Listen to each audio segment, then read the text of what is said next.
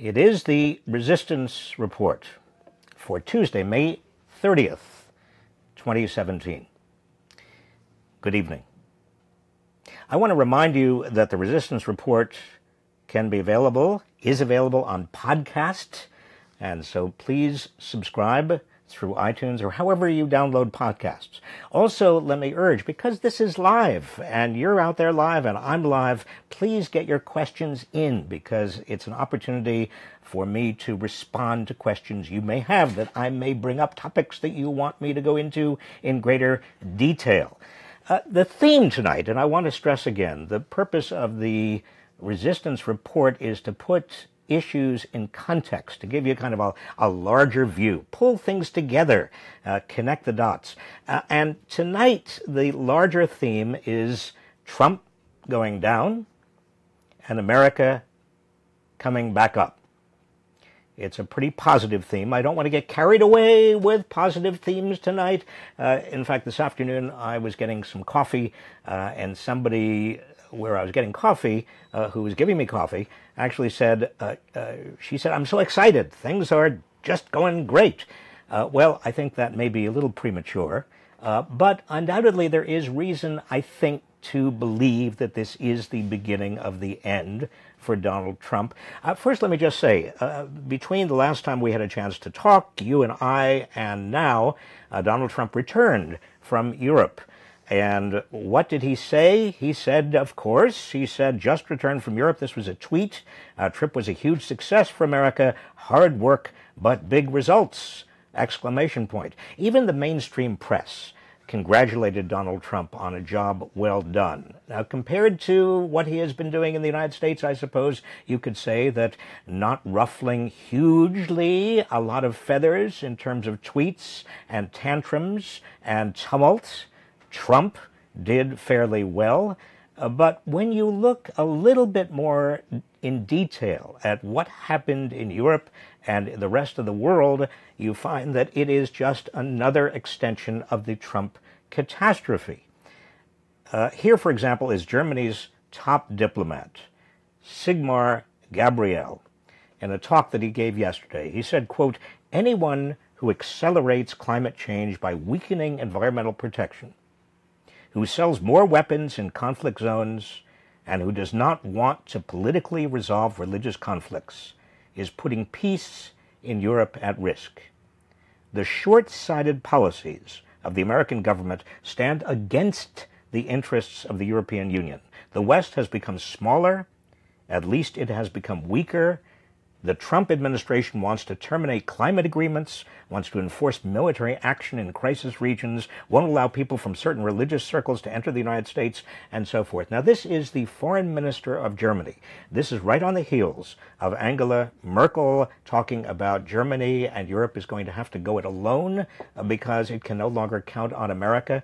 I want to stress to you the significance of this, because in the entire post-war era, the goal of the United States has been to build up our allies, build up NATO, create a consensus among democracy and democracies about what needs to be done in the future, not only with regard to standing up to dictatorships, but also achieving a variety of goals, mutual prosperity, and finally, late in the game, environmental reforms, reducing carbon in the atmosphere. All of this has been achieved with regard to Democratic administrations, Republican administrations. It has been an object that we all in the United States for the past 50 years, 60 years, 70 years, actually from 1946 on, it's 70 years, have thought was unquestioned.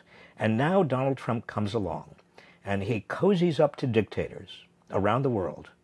And he basically says to our allies, strong democracies, Germany is about the most powerful democracy other than the United States in the world, says to them, well, we don't need you. We're not going to work with you. You're taking advantage of us. This, my friends, is a huge, huge problem. It is as bad, if not more dangerous, a legacy than Donald Trump is creating in the United States. But Why am I even slightly optimistic? I'm optimistic because every day, for example, today, Mike Dubke. Do you know who he is? Does that name ring a bell? He's not kind of somebody you talk about over the kitchen table, but Mike Dubke is in the Trump administration, and his departure as White House communications director was announced this morning. Why is this significant? It's significant because Mike Dubke was the one real outsider that Trump brought in to his White House. When he brought Mike Dubke in, a lot of people who are White House watchers, who understand the workings of Washington, said finally there is somebody who is not a Trump loyalist, who will give Donald Trump a little bit of perspective, who will allow Donald Trump to kind of connect with people outside his immediate circle. Finally, somebody like that is inside the White House. And with the departure of Mike Dubke, we get the beginning of the end of any outsiders. In fact, there is news. It seems the two insiders, Corey Lewandowski, remember Corey Lewandowski? He managed the Trump campaign during its formative stages, and also David Bossie, who served as deputy campaign manager in its later stages. They, Trump loyalists, insiders, Trump people, are on their way back in to the White House.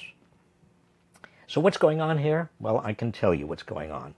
Because as the Russian connection gets closer and closer to Trump, I mean, how much closer can you get than son-in-law, Jared Kushner?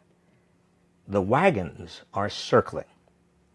Trump wants loyalists around him. He is naturally paranoid. He is, let's not mince words, unhinged.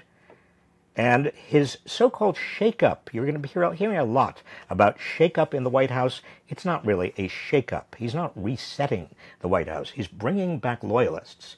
He wants to actually be able to count on the immediate people around him because he doesn't trust anybody else. And as the FBI investigation, the intelligence agencies' investigations get closer and closer to Trump, he is pulling in the wagons closer and closer. This is what Richard Nixon did in the last stages before the end of Watergate. I have seen this before.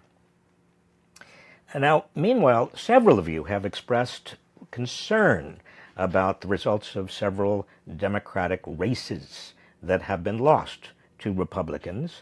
Democratic losses in high-profile congressional races like Rob Quist's loss last week to Greg Gianforte in Montana, and before that, James Thompson's loss to Ron Estes in Kansas. Well, my message to you is please do not be concerned. In both these elections, the Democratic nominees way outperformed previous Democratic showings. And in the special election that is still coming up in Georgia to fill the seat of Republican Tom Price, the fact is that Democratic candidate Jon Ossoff is still locked in a dead heat. He is still doing very, very well. In addition to that, let me just add that in special elections for state and local offices around the country, progressives are winning very, very big. You don't hear much about this. They are state and local offices, so they don't get a lot of national attention. But let me just highlight a few of them. In the primary for Philadelphia District Attorney, for example, civil rights attorney Larry Krasner won very big, and that's tantamount to winning the election there. He won on a platform calling for an end to mass incarceration and for police reform. A major progressive win. In New Hampshire, Edith DeMarais pulled a similar upset in a state legislative race, major race. In the 9th State Assembly District of Long Island, Christine Pellegrino, a school teacher, union activist, Sanders delegate and working party Democrat, she beat her Republican opponent by a stunning 58% to 42%. Now, what's interesting here, in this particular 9th State Assembly District of Long Island. This is a traditional Republican district. This is a district where Donald Trump beat Hillary Clinton by 23 points. So you have a progressive winning big here. Why? Because the progressive was so progressive.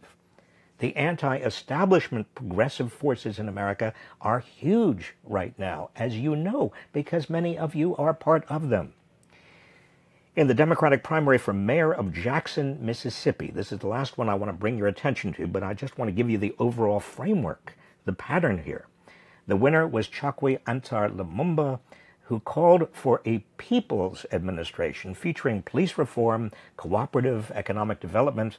Lumumba helped found the Mississippi Human Rights Collective, which led the effort to remove the Confederate insignia from the state's flag.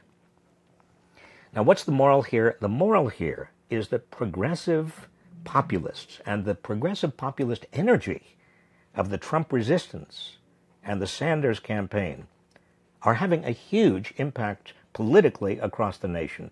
And that impact, by the way, is going to continue to build as you and your efforts continue to show results.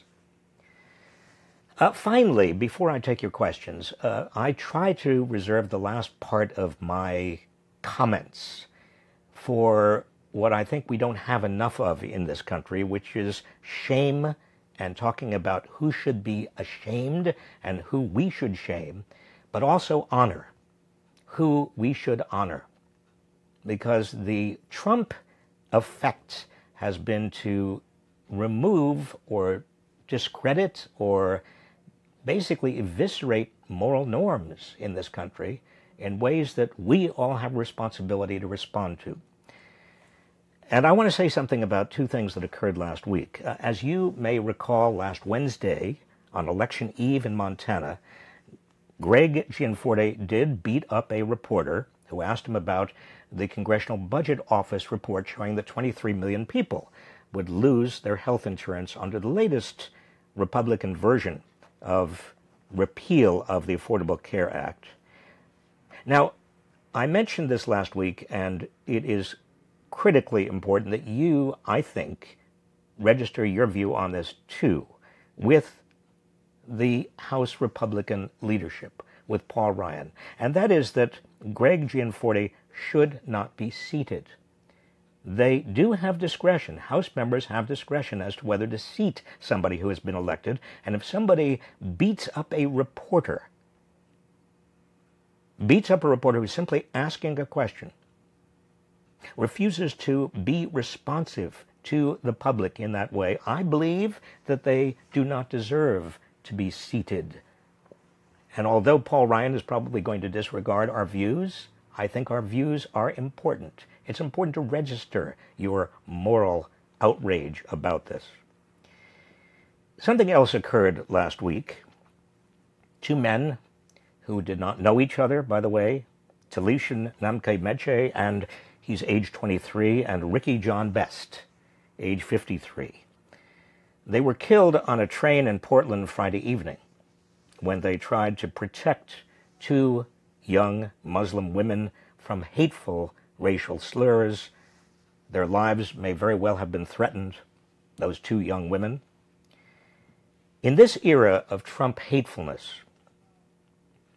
we must never forget the basic goodness and decency and courage of most Americans. And now your questions. Robin Rangel, why, if a free press is protected under the Constitution, are there no legal protections nor stiff penalties for attacking a journalist for doing his job? I understand issues with paparazzi and privacy, but this is entirely different. Robin, I agree with you. I think there should be laws in the states and even federal protections for journalists so that if there is an attack, it's not just a misdemeanor such as Gianforte was charged with, but it raises to a higher level. In other words, if somebody is really taking on a journalist, beating a journalist up, they are attacking our democracy. Next question, Tanisha Bridges. What can I do as a parent of 2 high schoolers to ensure that my kids are able to be educated well under this administration? Well, Tanisha, Betsy DeVos is doing whatever she can to destroy our public school system. That is her goal. And I think we all have got to, in our communities and in our states, draw a very strict line and say, in effect, we are not going to allow public tax dollars to be used for private schools. We're not going to we're not going to allow our public school system to deteriorate because essentially Betsy DeVos wants to use all this money to go to charter schools and private schools. How do you do that? Well, this is part of activism. This is part of citizen activism, and it's part also of being aware of lawsuits in your state, also federal lawsuits. They are already underway to make sure that federal money is not misused. Desiree House, how do you have a recommendation, or do you have a recommendation for a good book on the Gilded Age? You've mentioned this time being similar, that is right now being similar to the Gilded Age, so it would be interesting to read about it. Well, Desiree, I do have some books around here. Let me see. I don't want to hold this up, but there is a book that I was just actually coincidentally looking at not too long ago. It's by Jack Beatty.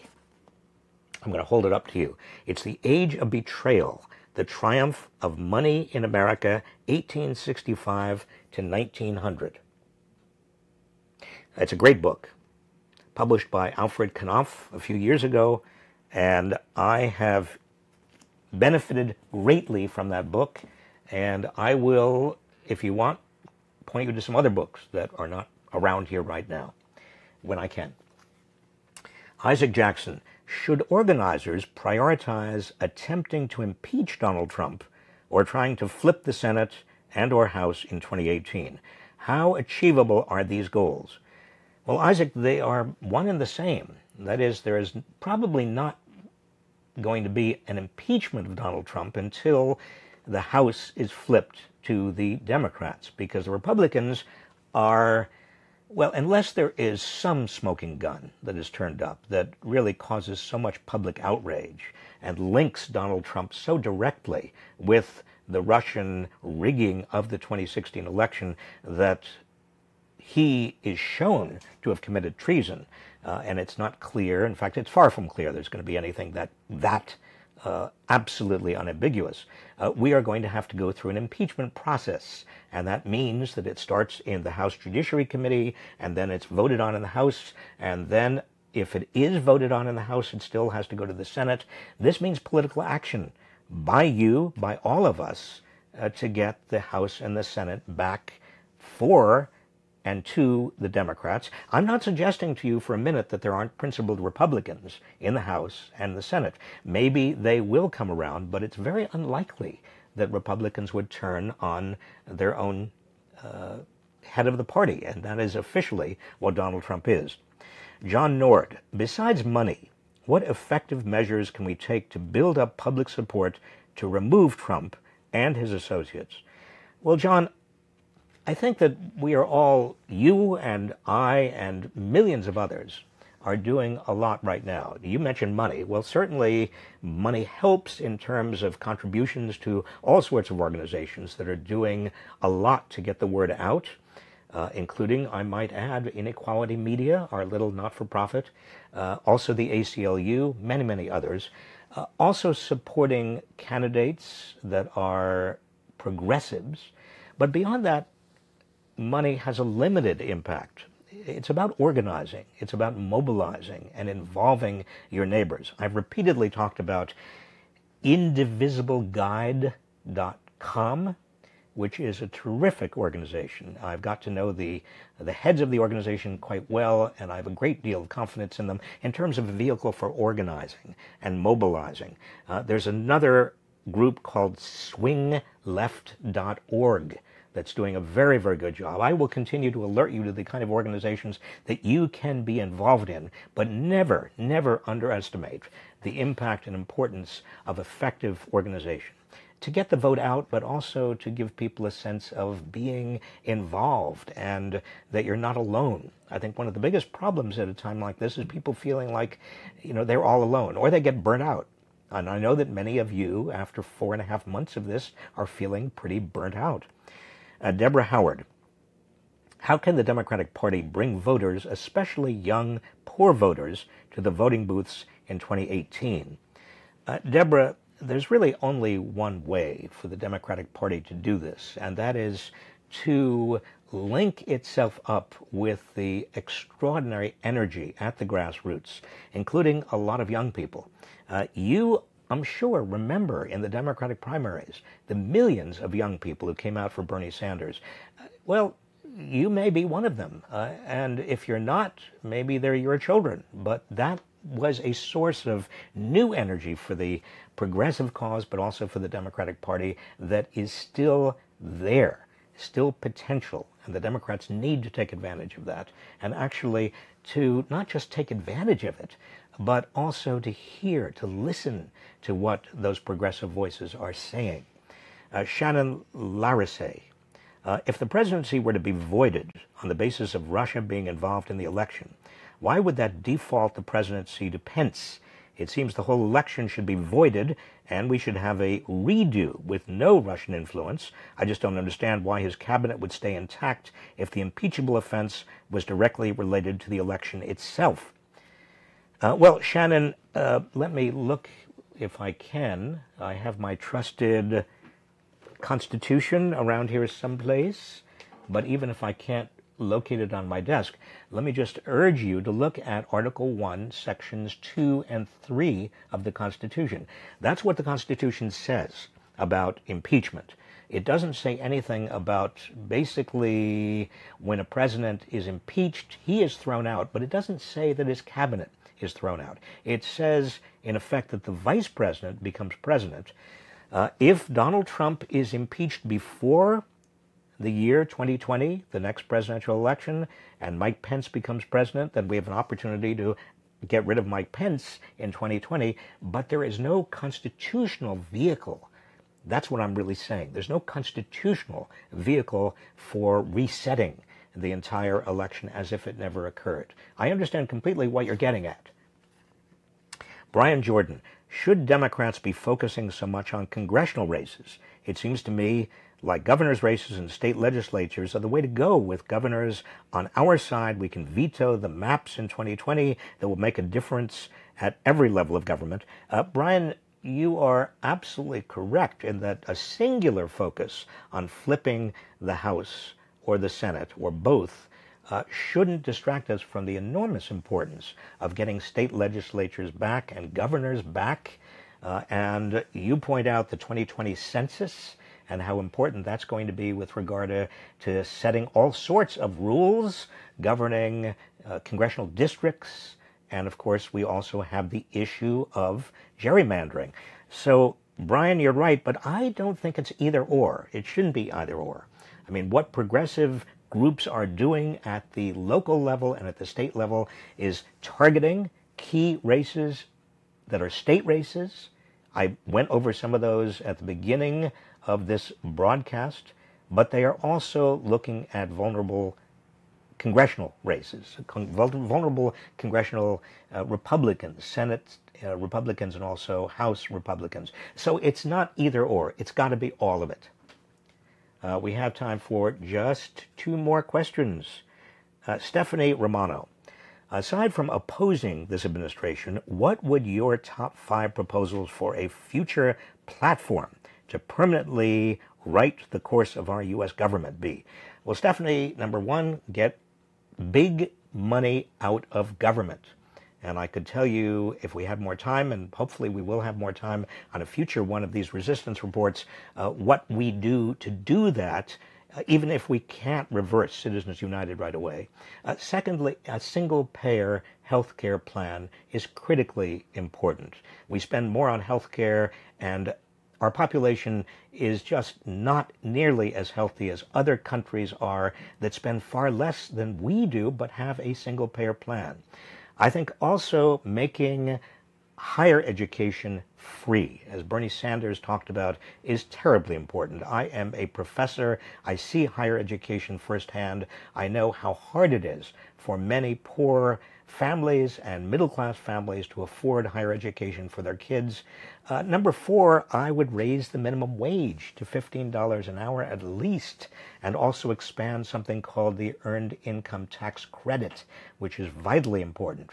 A lot of other things need to be done. Demilitarizing our police, environmental protection and environmental reforms. I would also, and again, I think this is critically important, I would have minimum voting standards around the country so that we don't have the kind of voter suppression we are now experiencing. So a lot to do. Those are just 5. Finally, Denise Nora. When and how are Democrats going to craft a platform that will go beyond simply resisting Trump? Well, Denise, I just suggested 5 possibilities for what we do need to do, but you're right. We need to win back the country's support with plans that address issues the majority of people are concerned with. And Denise, most Americans are concerned about jobs and wages and economic security. They're concerned about health care costs and getting their kids and affording college for their kids. They're concerned about good infrastructure, getting to work and getting back to work. In other words, these are kitchen table economic issues. These are not fancy ideological questions or issues. And we've got to make it easy for more Americans to do what they need to do to get by. 2/3 of Americans right now are living paycheck to paycheck. And a growing number of Americans don't even know where their next paycheck is coming from. This kind of economic anxiety, coupled with widening inequality, is causing huge frustration, huge anger, and we've talked about this before. That anger can either be channeled by demagogues, by future Donald Trumps. Even if we get rid of Donald Trump, there'll be future Donald Trumps if we don't do anything about this, channeled into scapegoating of immigrants and minorities. Or else we can have a genuine political revolution, political reform, rescue our democracy. And that is what is, in my view, necessary. I want to thank 2 people who have been enormously helpful, Yael Bridge, the producer of the Resistance Report, and also associate producer Sasha Lightman. Thank both of them. Please join me in thanking both of them enormously.